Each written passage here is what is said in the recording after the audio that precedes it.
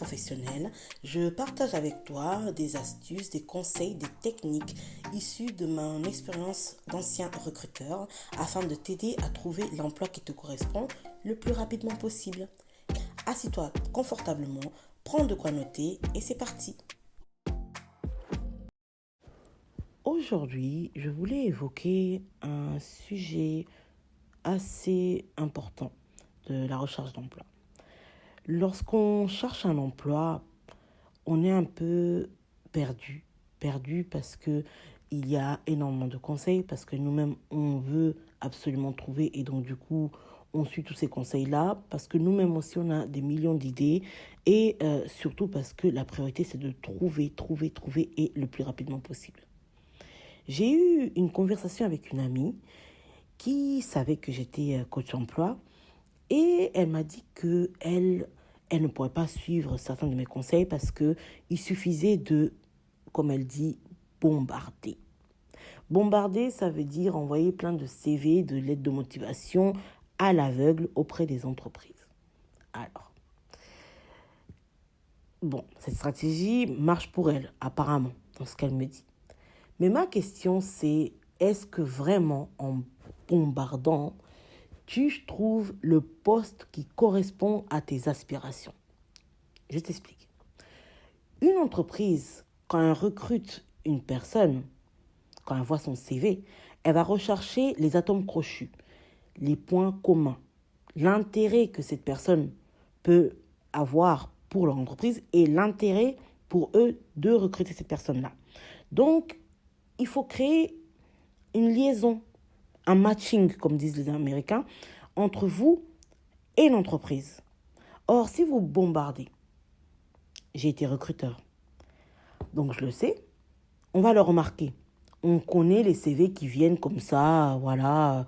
On a envoyé le même CV à tout le monde, la même lettre de motivation à tout le monde. On a juste changé l'intitulé du poste ou on a juste changé, on va dire, allez, quelques mots dans la lettre de motivation. On le sait. Et ça donne une image d'une personne, voilà, pas très sérieuse, pas très concernée, pas très investie. C'est pour ça que cette technique de bombarder, commencez à le remarquer autour de vous, va vous faire tomber dans des postes qui ne sont pas forcément des postes que je dirais qualifiés, rarement dans des bonnes entreprises qui voilà, respectent une certaine procédure de recrutement.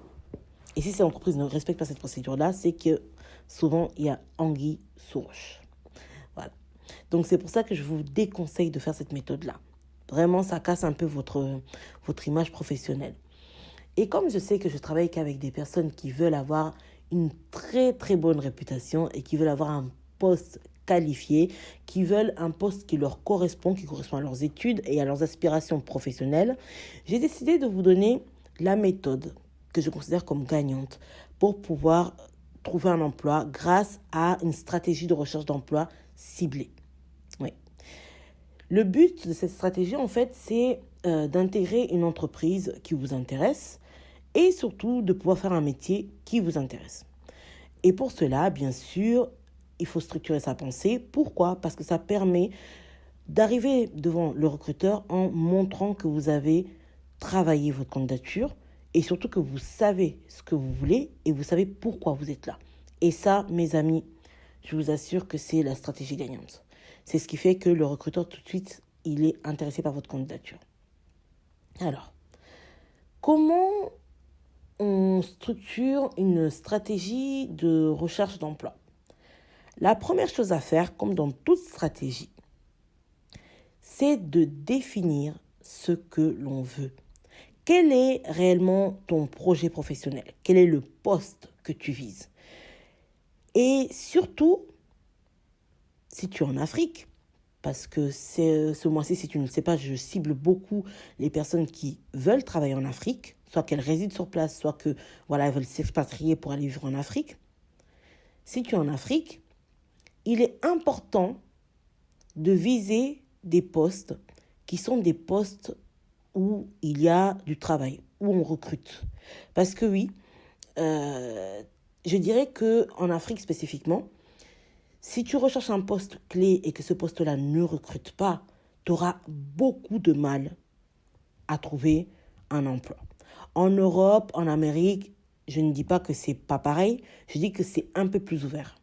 Voilà pourquoi je conseille aux Africains de toujours viser des postes, au début en tout cas, des postes qui recrutent facilement. Par exemple, si vous êtes en ressources humaines, visez le poste de chargé de recrutement. C'est un poste qui, recrute un peu partout dans le monde. D'accord ? Donc, tu définis ton projet, tu te dis, voilà, tel et tel poste peut m'intéresser. Et une fois que tu as ces postes-là, tu essaies de voir si le marché de l'emploi recrute ce type de poste-là. Essaye aussi de voir si tu as les compétences pour ce poste-là. Fais une liste en fait. Une fois ton projet défini, tu sais maintenant quelles sont les entreprises qui recrutent, tu sais maintenant quel poste correspond à tes compétences, donc tu sais te vendre. Il est maintenant temps de préparer ta candidature. Je te conseille de préparer un CV généraliste. Je m'explique.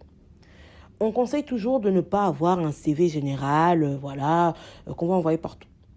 La vérité, c'est que la plupart des candidats, on ne va pas se mentir, vous avez un CV que vous envoyez partout. Donc moi, je te conseille, étant donné que tu sais exactement les compétences qui sont demandées dans les postes que tu vises, de préparer un CV en mettant en avant ces compétences-là. Et ce CV-là, c'est un CV généraliste que tu gardes dans ton ordinateur et tu vas l'adapter à chaque poste. Je ne te dis pas d'envoyer ce CV-là pour tous les postes. Je te dis de prendre cette base-là et de modifier le titre, les compétences, les loisirs que tu mets en fonction du poste, de la fiche de poste à laquelle tu vas postuler. D'accord ? Donc, il s'agit de faire plus vite tout en faisant efficace, donc en adaptant ta candidature. Tu as un CV généraliste, tu regardes les offres, tu adaptes ton CV à ces offres-là. Deuxième chose à préparer, que les candidats négligent, c'est un pitch de présentation. Et tu comprendras dans la troisième étape pourquoi il est important que tu prépares ce pitch-là. Un pitch de présentation, c'est quoi ? C'est une présentation rapide, de moins de 3 minutes, où tu expliques ton projet professionnel. Donc, tu vas préparer un discours que tu vas donner à tous les professionnels. Tu vas présenter ça devant tous les professionnels et tu vas pouvoir vendre un peu tes compétences, ton savoir-faire, ton savoir-être et surtout ton projet professionnel. Alors, si tu veux savoir comment faire ce pitch-là, n'hésite pas à me suivre en newsletter. Je fais pas mal de formations sur ça. Et pour te donner rapidement ma méthode générale, c'est la méthode AIDA. Donc, la méthode AIDA, c'est de attirer l'attention du recruteur ou de la personne, en tout cas, avec qui tu vas parler. Et cela passe par 4 étapes différentes. D'accord ? Donc, je t'invite à faire les recherches nécessaires pour cela. De toute façon, je pense que je vais bientôt faire un podcast sur ce point. Reste connecté, comme on dit.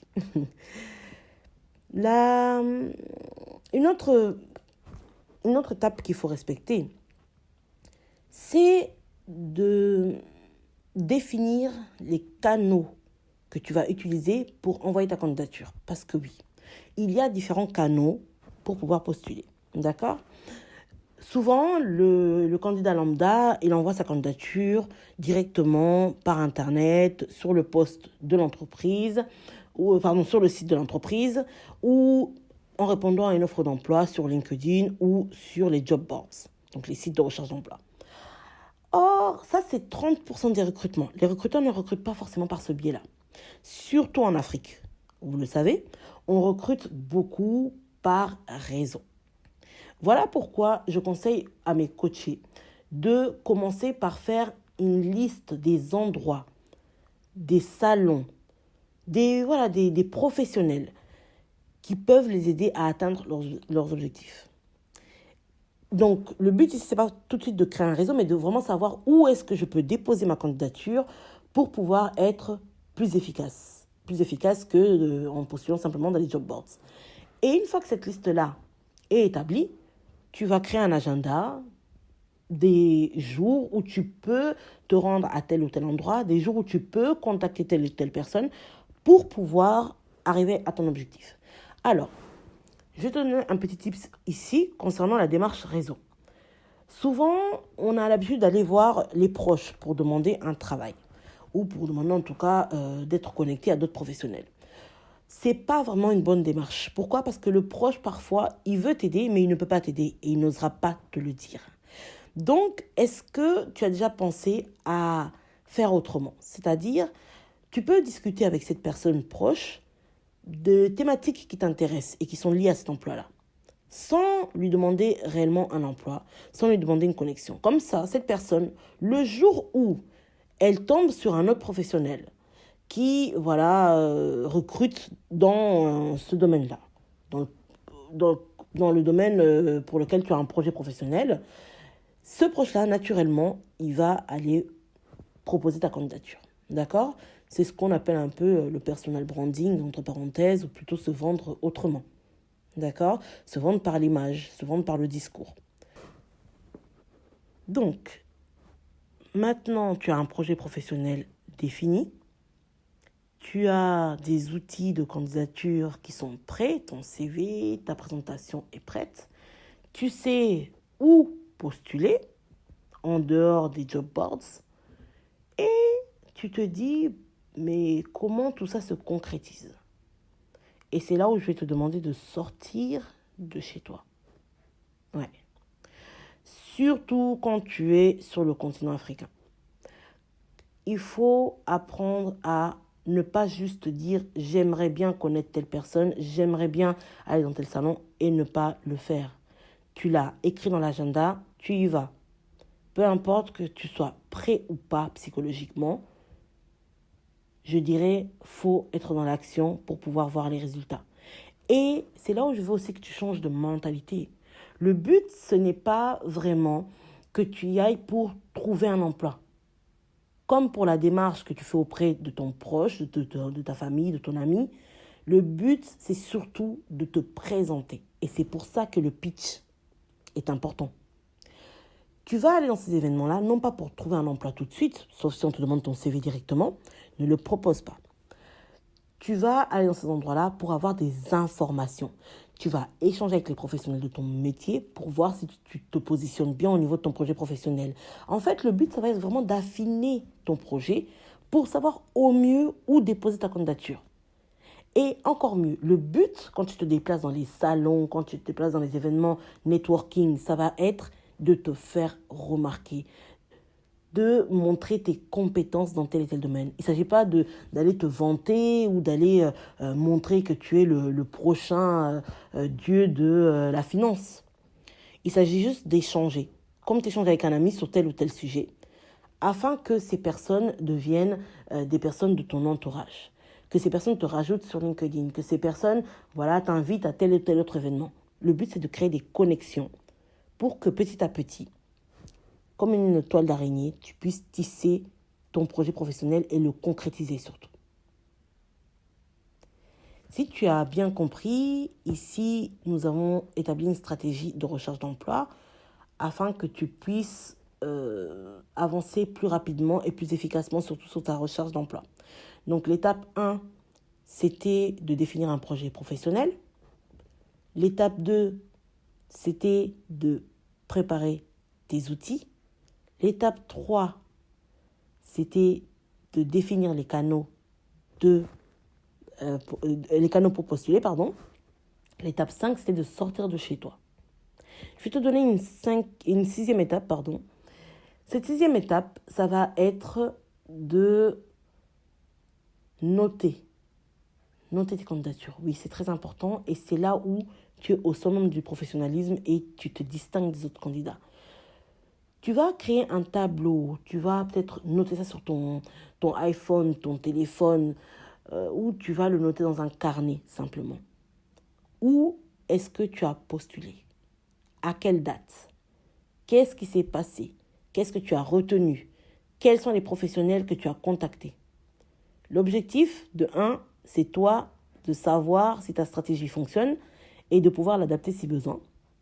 Et l'objectif numéro 2, derrière, c'est que quand on t'appelle pour un poste, quand un professionnel te contacte parce que vous avez discuté et que il a une proposition pour toi, tu saches exactement de quoi il parle et que tu ne sois pas comme moi dans mes débuts, en mode j'ai postulé à tellement d'offres que je ne peux pas savoir de quoi vous parlez. Ne fais pas ça. D'accord? Présente-toi comme un professionnel. En fait, mon dernier conseil, ça va être ça. Comporte-toi du début de ta stratégie à la fin de ta stratégie, donc du début de tout ce processus-là, jusqu'à ce que tu obtiennes la signature du contrat pour ton poste, parce que cette signature viendra un jour, comporte-toi comme un professionnel qui est déjà dans le poste. J'espère que cet épisode spécial motivation et définition de stratégie d'emploi t'aura aidé à pouvoir avancer dans ta recherche d'emploi. Si c'est le cas, n'hésite pas à me le dire en commentaire. Et même si ce n'est pas le cas et que tu as des questions à poser, n'hésite pas à me poser les questions nécessaires en commentaire. J'ai aussi une petite requête pour vous qui m'écoutez tout le temps. N'hésitez pas à vous abonner pour m'encourager à avancer dans ce podcast. Et n'hésitez pas à liker le podcast. J'espère que cet épisode t'aura aidé à améliorer ta recherche d'emploi. Si tu as des questions, n'hésite pas à les poser en commentaire. Je serai ravie d'échanger avec toi. En attendant, je te souhaite une bonne fin de journée et je te donne rendez-vous la semaine prochaine pour plus de conseils. À bientôt!